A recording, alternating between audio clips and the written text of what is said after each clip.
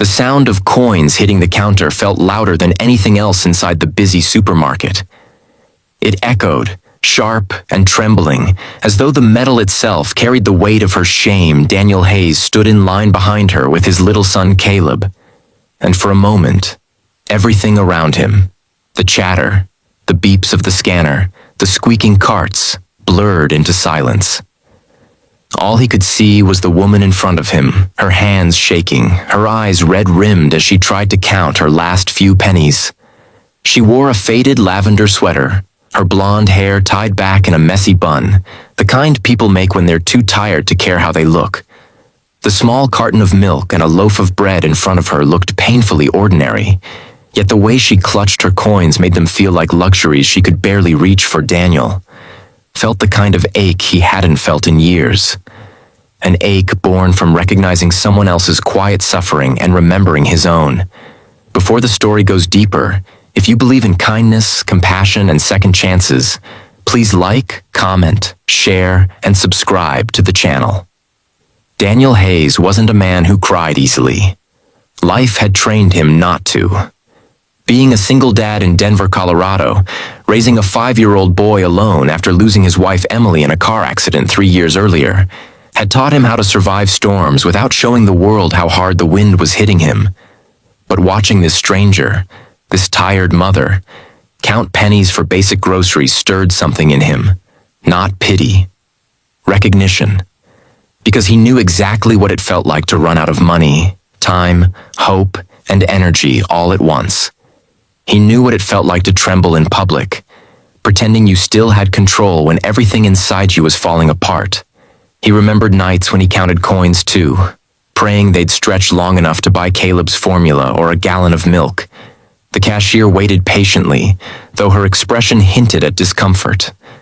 The line behind Daniel began shifting, people sighing under their breath, annoyed at the delay. But Daniel didn't look away from the woman. He studied her posture. The slight hunch, the stiff shoulders, the way she bit her lower lip of embarrassment. She was young, maybe early 30s, and worn down in a way that had nothing to do with age. Her clothes were clean but tired, the kind you wear for too long because buying new ones isn't an option. Daniel noticed her left sleeve had a tiny tear near the cuff, stitched by hand. Each detail painted a picture of a life stretched thin. Caleb tugged Daniel's shirt softly, pointing at the woman's little girl standing beside her. Maybe 6 years old, wearing a pink dress with faded stars.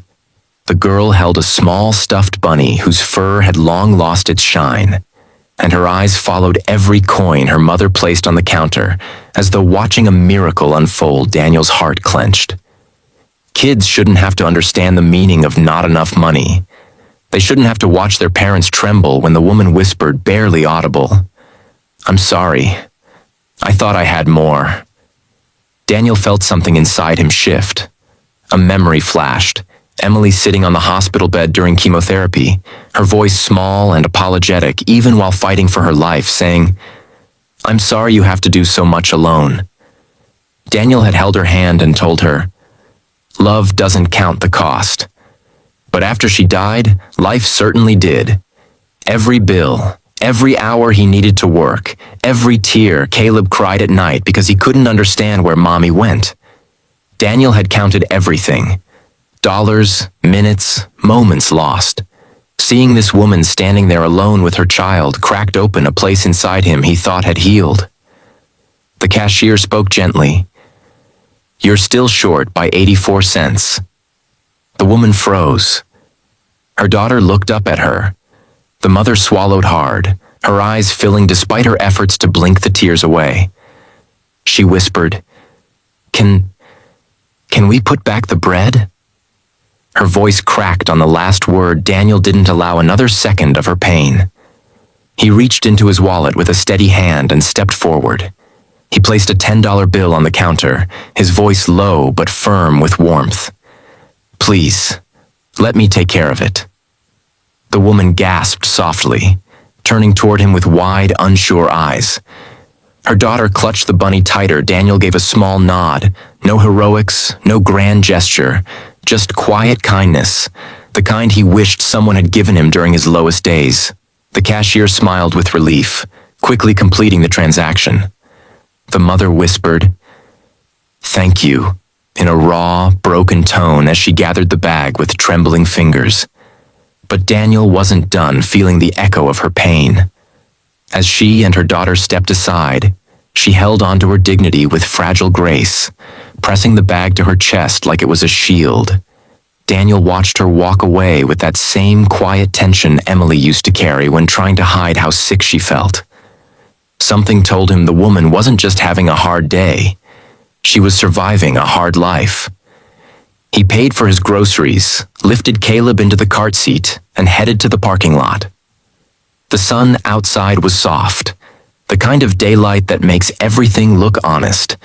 Daniel spotted her again near a silver sedan at the far end of the lot. She wasn't rushing. Instead, she just stood there with her back against the car, her daughter holding her hand, as though she needed a moment to breathe. Daniel hesitated. He didn't want to intrude, but he also knew that sometimes one gesture wasn't enough. Not when someone was carrying the kind of emotional weight that made you stop in a parking lot because walking another step felt overwhelming. Daniel approached slowly, offering a respectful distance. She noticed him and straightened, wiping her eyes quickly. Her daughter peeked from behind her leg, still hugging the bunny. Daniel spoke gently, telling her he hoped she didn't mind him checking if she was okay. The woman nodded, her voice shaky as she said her name was Grace Turner Grace, a name that felt fitting. She explained she had recently lost her job, her rent was past due, her daughter Lily was recovering from pneumonia, and everything had hit at once. She said it with the kind of humility that only comes from being forced to start over more times than you can count. Daniel listened, letting her finish without interruption. He understood how hard it was for a person to admit they were struggling. When she apologized again for the scene inside, Daniel shook his head softly and told her she never needed to apologize for being human. Grace's eyes filled again at the kindness in his tone, the kind she probably hadn't heard in a very long time.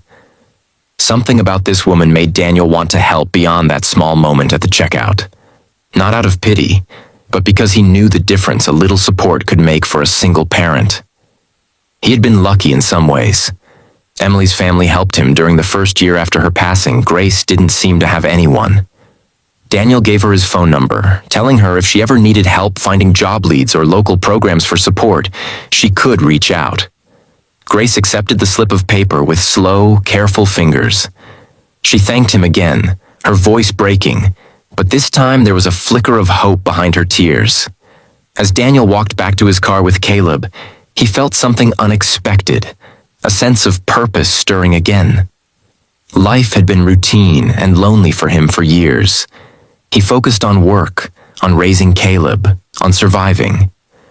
But today reminded him that kindness wasn't something you gave only when you had extra. It was something that healed you while healing someone else. Over the next week, Grace texted him once, thanking him again and telling him she found part-time work cleaning offices at night. She was grateful, but her message carried exhaustion between the lines. Daniel replied, offering to drop off a few groceries if she ever needed them, making sure she didn't feel pressured or ashamed. A few days later, she accepted the offer. Daniel arrived at her apartment, a small, clean place in an old building, and when Grace opened the door, she looked surprised and deeply touched by the modest bag of groceries Daniel brought. Caleb and Lily quickly became friends, filling the apartment with the sound of innocent laughter. Daniel noticed how Grace looked at them, the look of a mother who wished she could give her child the world, but was fighting to provide even the basics. Over time, Daniel and Grace's paths continued to cross. Not deliberately, but gently, naturally. Like two people who had been walking in darkness and suddenly found themselves stepping into the same stretch of light. Daniel admired her strength, her quiet resilience, her unwavering devotion to Lily. Grace admired how Daniel was raising Caleb with tenderness and laughter despite his grief. They didn't label anything between them. They simply existed in each other's orbits, letting healing unfold slowly. Months passed, and Grace's situation improved. Daniel helped her find a stable job at a local community center. She worked hard, saved carefully, rebuilt her life one piece at a time. Daniel found himself smiling more, laughing more, feeling alive again. Their children grew close, inseparable as siblings. Grace cooked him dinner one evening as thanks, though Daniel felt she didn't owe him anything. But as she stood in the warm glow of her kitchen, stirring soup and smiling shyly, Daniel realized something. He hadn't felt this kind of peace since before Emily fell ill. They weren't rushing. They weren't chasing anything. They were simply healing together. Two single parents learning that sometimes life brings broken people together not by accident, but by grace. And it all began with a handful of pennies. If this story touched your heart even a little, please like, comment, share, and subscribe.